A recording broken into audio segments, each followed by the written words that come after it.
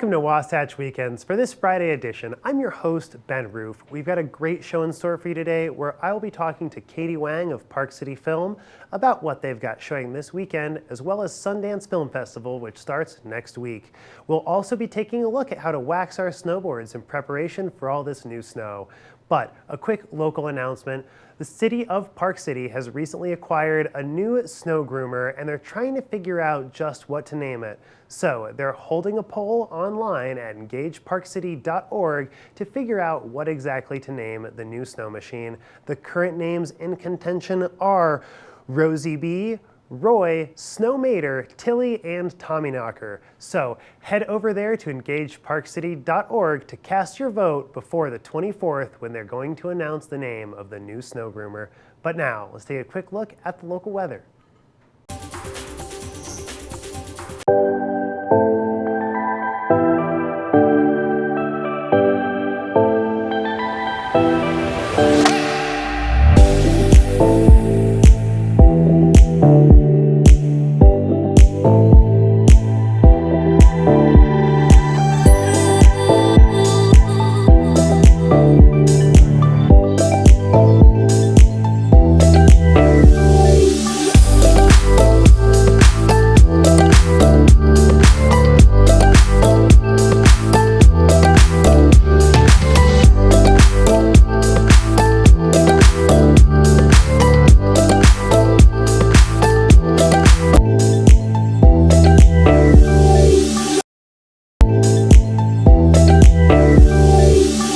Welcome back to Wasatch Weekends. It's Friday, so once again we've got Katie Wang of Park City Film joining us to talk about two of her upcoming movies. Welcome to the show, Katie. Glad to be here. Happy to have you. Thanks for having me. It's so great to see you again. I've been away for a little bit, so it's nice to talk. Absolutely. So you guys have Sundance coming up in a week, but between now and Sundance, what do you guys have going on? Well, we're kind of packing in our last art house movie, get everyone prepped for Sundance, and then, not everyone goes to the festival. So we've got some films, of course, on the back end in February that you can check out on our website. But this weekend, we're super excited to have Koreeda's new film called Monster. If you are familiar with Koreeda, he did Broker, he did Shoplifters, and he is the master of storytelling, kind of an intricate storytelling style. We're not quite sure what's going on, and then all of the threads of the story come together in a beautiful way at the end. So for Monster, the story is about a mother who suspects that her son is being abused by his teacher. There's a kind of a bullying thread. And so she goes to the school and complains. And then as the story unfolds, you realize that you get to see the story from the different perspectives of the son, of the mother, of the teacher, of the son's friend. And so all is not what it seems, as you come to realize as it all kind of comes together in the end. And again, it's just, he has such a beautiful way of telling stories that you are just kind of on the edge of your seat the entire time of trying to figure out what is happening, what is the actual truth behind the story that you're being told. So another fascinating story, and we're really excited to bring that to our screen this weekend. It's definitely one of my favorite storytelling styles, is where it's, you get bits and pieces from a whole bunch of different perspectives, but that it all kind of wraps it up together at the end as all of the different streams end up coming together. I really love that style. It's great. And I'm excited to see Absolutely. Monster.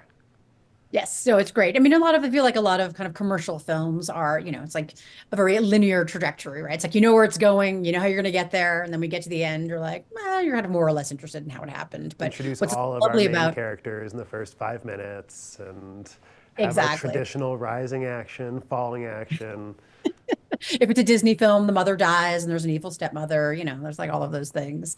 But what's great about international films, which is why, I love Korea, but also just bringing in world cinema, is that the storytelling style and kind of the sentiment to how the world is viewed is so different from the American perspective that it kind of sets you off balance a little bit. but in a beautiful way that you're kind of, again, not quite sure where things stand. But of course, it's something that we can all relate to because there is universality of storytelling. So you can see Monster Friday and Saturday at 7, and then again Sunday at 6. And then Saturday, we have another international film coming in, but this one will be shown in English, and it's called Phantom Boy. And this is by the same directors that brought us The Cat in Paris, that was awarded Academy Award a few years ago. And this is a free screening as part of our Family Film Set Fest series that we do in partnership with the Park City Library. So it'll be a matinee screening on Saturday at 3 o'clock. And this is about a boy who is bedridden, but at night, he discovers that he can leave his body and travel around the city of New York. And so he ends up pairing up with a policeman who was in the hospital with him to take down this kingpin gangster who's trying to take down New York City, the power grid in New York City. So as a native New Yorker, there's kind of that New York theme, which I love, of course, but it's a French film, so it's got that French sentiment to it. But again, it'll be screened in English, and it's just a fantastic film for all ages, thus the Family Film Fest moniker, but just a fun way to celebrate independent cinema and bring people together as we are on the eve of the Sundance Film Festival. So just to make sure that I'm following you properly here, Monster, not in English, but the family movie is definitely going to be in English? Yes, so Monster's a Japanese film, Okay. and it's subtitled in English, and that's our evening film, Friday, Saturday, Sunday night. And then we have a matinee screening on Saturday of a French film, but we're showing it dubbed in English. Okay. That's what I wanted to make sure. I wasn't quite sure Yes. if it was dubbed in English or not. I mean, set in New York, you never Yes, know. but it's animated, so yeah, it's all dubbed, and they do beautiful dubbing for those films. But Awesome. just a great story if you're not familiar with that kind of the way that they animate the film is so different from what we see in kind of modern day animation. It's kind of more hand drawn. I mean, it's beautiful in so many aspects, not just the storytelling, but visually how they animate the film is really captivating. So you can check out the trailer for that at parkcityfilm.org. You can register for free tickets if you like, or just come on over and join us for the film. We'll have free popcorn for the matinee screening. And then, of course, our evening film. The ticket box office opens an hour before showtime. And you can, of course, get tickets online for that if you like to plan in advance. Or again, if you're spontaneous, just come on over and we'd be happy to set you up. We're all set up for the Sundance Film Festival now. So we'll be draped in black in all of our Sundance finery. So we'll look very fancy for a couple of weeks here. Well, and that's certainly one of the benefits of independent films in general is that they have a lot more freedom than a lot of the big blockbusters you see coming out of Hollywood because there is just not quite as much money riding on everything. So they're allowed to take a little bit more chances, have a little bit more freedom there in their creativity, which is just one of the wonderful things about independent cinema. You want to tell us a little bit about Sundance and everything since it is coming up here in a week? Sure, yeah. So Sundance, as we are on the eve, they have the most submissions they've ever had. Over 17,000 films were submitted this year, and they actually accepted the fewest number of films ever because they've scaled back the film festival. They've reduced some of the venues. They're eliminating some of the bigger venues on the second half of film festivals. So normally there's about 128 films that are being screened. This year it's 90.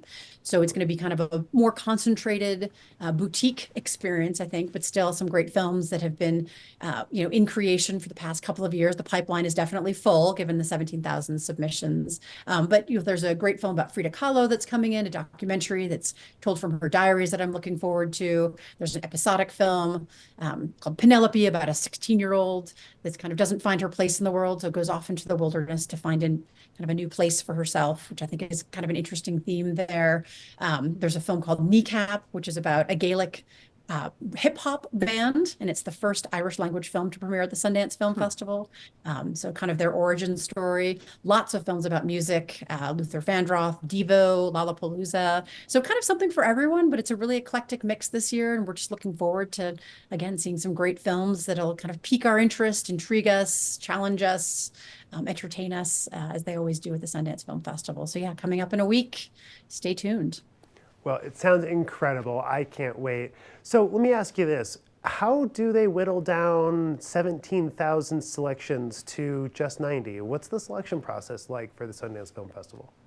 So they have a huge amount of programmers who are fantastic at what they do. But what's interesting, I think, about Sundance is one, they're tracking films as they come along. So there are a lot of films that have been in the labs that are now coming, out into feature length films. So they have some films that they kind of know are going to be in the festival at some point. So they're kind of keeping track of those. Obviously, there's new submissions, new artists that are coming in. But interestingly, what I think is interesting is that each film has to be watched 3 times. So they have the main programming team, and presumably they whittle down what they've seen, and then they have other programming teams watch the films. So each film has been watched at least 3 times before they make a decision on, is it going to get in or not? Or is this a film that we're going to kind of keep on the back burner and maybe track and bring in not that particular film, but maybe works from that same director another time? So this is the 40th anniversary of the Sundance Film Festival. So second half, there'll be some more films that are for repertory films from their catalog. Napoleon Dynamite, kind of famously here in Utah, will be coming back. Steven Soderbergh will be here. I think he's one of the tributes. I'm not sure what they call it here at Sundance, but he's someone that will be honored since Sex Lives and Videotape kind of put Sundance on the map when it came out back in the day.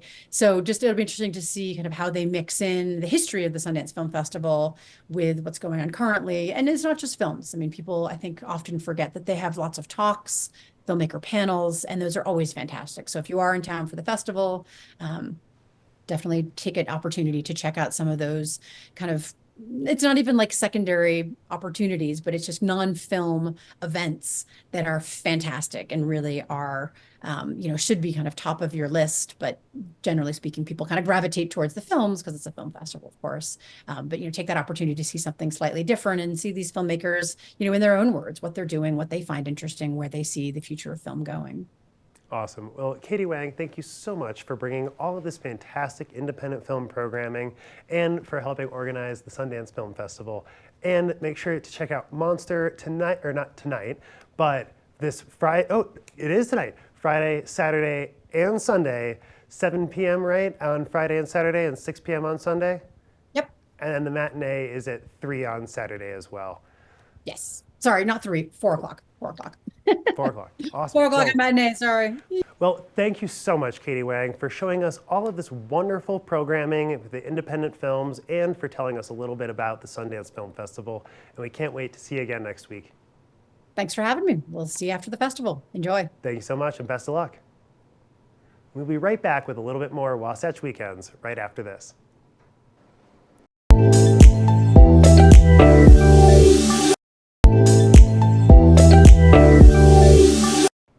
With all of this new snow that we've been getting, I hope you guys have your equipment waxed. And if you don't, well, we're gonna show you how to get your snowboards all waxed up and ready to get out on the slopes. Kim and I are back in the kitchen cooking up my specialty this morning. Not actually cooking, but we're gonna wax Kim's board for her today.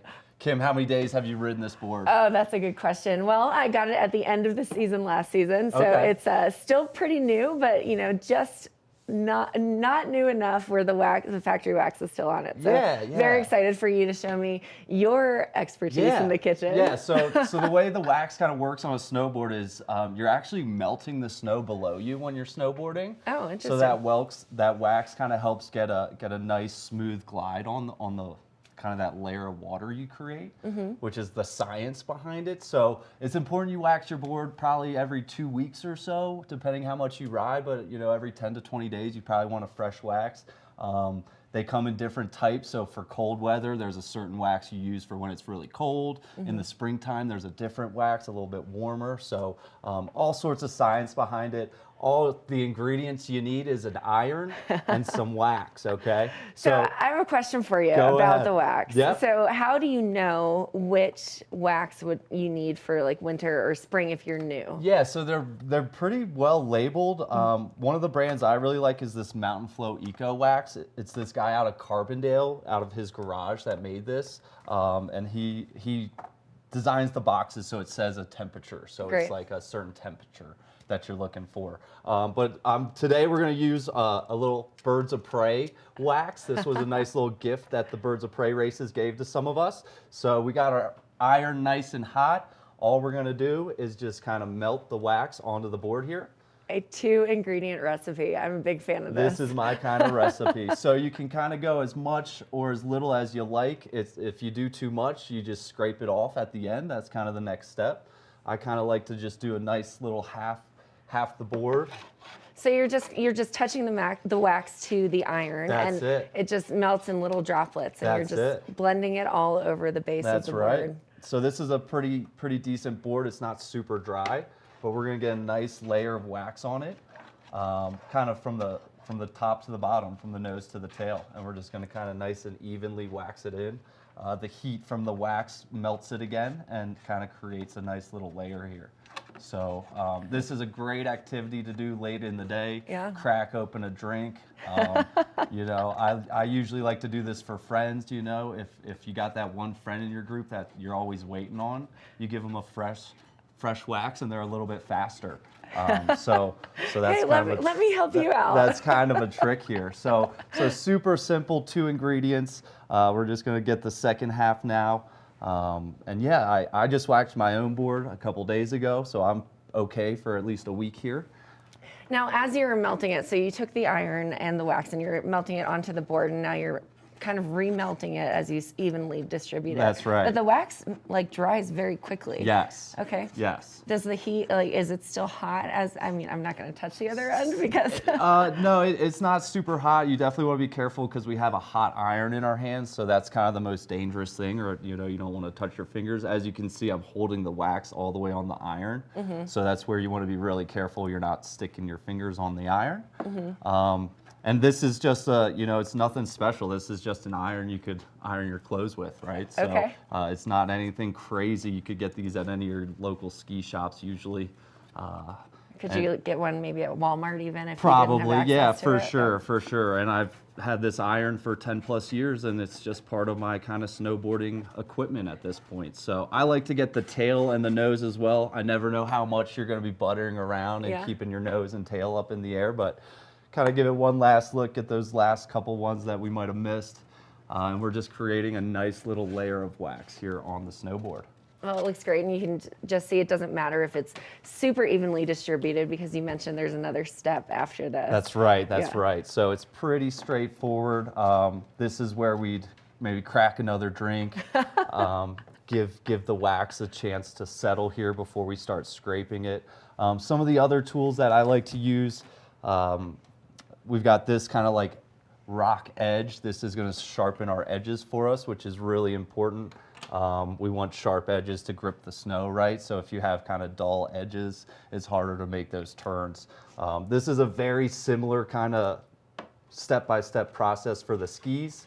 Obviously, there's 2 of them, and there's more edges, so it's a little bit more work. A little more time As consuming. the snowboarders, it's pretty easy to just do this. So we have our edge tool, and then we also kind of have a little brush that I like to use. This kind of just creates grooves in the wax. Okay. So as you're snowboarding along, you kind of create even more gliding with it. So Okay. this is kind of not necessary, just something I like to use. And then our scraper, which we'll use to scrape the wax off. Awesome. So it's pretty straightforward. Sure. So looking at the edging tool and the sharpening the edges. So you mentioned that you want to wax your board every 10 to 20 days. And I imagine you obviously kind of do them both simultaneously, but let's say you don't want to wax. How do you know when you need to sharpen your edges? Yeah, I mean, it's a feel, right? We're also like carrying our boards around all the time, right? So we want to be careful with our edges, but if you're starting to feel it in your hand and it doesn't have that kind of sharpness to it anymore, you can feel it. And then also you can kind of look at it too. Sometimes you get a little bit of rust because it is water, right? So it'll kind of rust over, and you can kind of sharpen those up and get some of the rust off. Awesome. Yeah, that I makes definitely sense. carry my board around with the glove, and if I can carry it without my glove on, then I know it's time. Yeah, and there's tons of ski shops and snowboard shops that can help you with this, but this is a very easy thing to do, and it's a fun thing to do. It's kind of therapeutic for me, and you can just do it at home on a table. All you need is an outlet and an iron, and it's pretty fun and easy to do. It makes you look like an expert to And your it goes friends so and family. quickly. Yeah, exactly. And again, I love to I usually wax every one of my coworkers' boards before, so it's something I like to do. Because again, like if someone's having a hard time out there, this just makes it like a new board and it's more enjoyable, right? It really is. And they can keep up, right? And renewed excitement on getting back out, and they can keep Exactly, up. I love that. That's exactly. So true. while this dries, I'm going to go ahead and just start on the edges. Okay. This tool does have little arrows, so it kind of goes directional. Okay. You can get stuff like this all over, but really what it is just kind of like a stone that's going to sharpen our edges. I like to go from the nose to the tail, Okay. and just one way. So we're going to make sure we got it going the right way, and we're just going to kind of sharpen the edges here. Now, is there like a method to the way that you sharpen it? You said nose to tail, so that's the start of it. Yeah, really. Do you go over it several times, or just Yeah, kind of how it for feels? sure, for sure. I go over it a couple times. I usually try to go like nice and easy the first time through. And since we're on a box here, I'm gonna have to lift this one up. But I like to get just a couple kind of goes at it. Okay. And then I like to do like one long top to bottom. So you do If a we little bit can. of a brushing and then smooth it all the way Yeah, out. and you can kind of hear it, right? So the stone has kind of grooves on it, and that's really what's sharpening it. So it's like a pumice stone for your board. Pretty much, yeah, pretty much. And this is something you can kind of carry in your pocket. So if you have an old board and you're constantly having to sharpen your edges, this is just a small tool that you can carry with you or just kind of leave out and about. Awesome. Yeah, so this heel edge is a little rough here. No, I love that we're doing this as an educational piece on our show, but I also am loving it because I'm getting a free wax and sharpening and tuning on my board. Yeah. Yeah, and so the next time you go out, you know, with all this snow, we use kind of a cold weather wax. We got all these cold temperatures in the forecast, so definitely kind of want to use that cold one.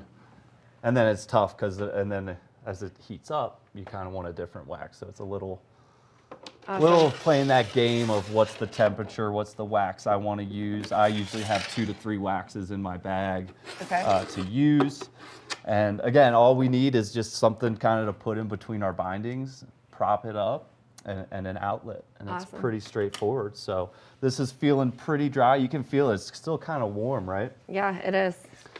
So I'm a weird brush guy. I do the brush before and after. Okay. We're about to scrape it off, so not all of it's going to stay. So that's why I like to do it before and after. Okay. But this is just a nice straight line, nothing crazy.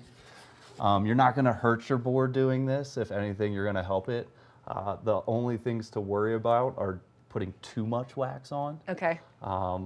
If there's too much wax, you're going to stick a little bit. So if you can see it, that's probably too much wax. Yeah, exactly. And it's okay too if you have a little bit of wax on your board, a little too much, because as you go down the mountain, it's going to come off. Okay. So sometimes what I like to do is I'll wax it and then I'll kind of pick a nice steep run and get some speed, and that'll kind of melt the excess wax that I have.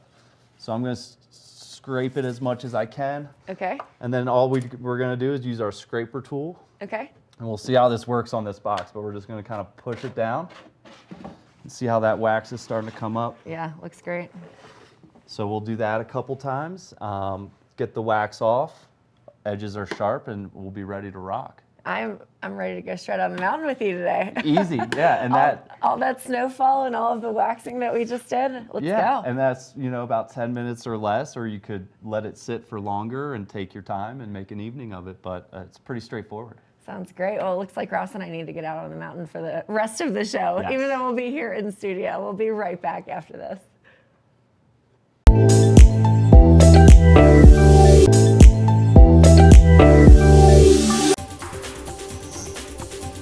This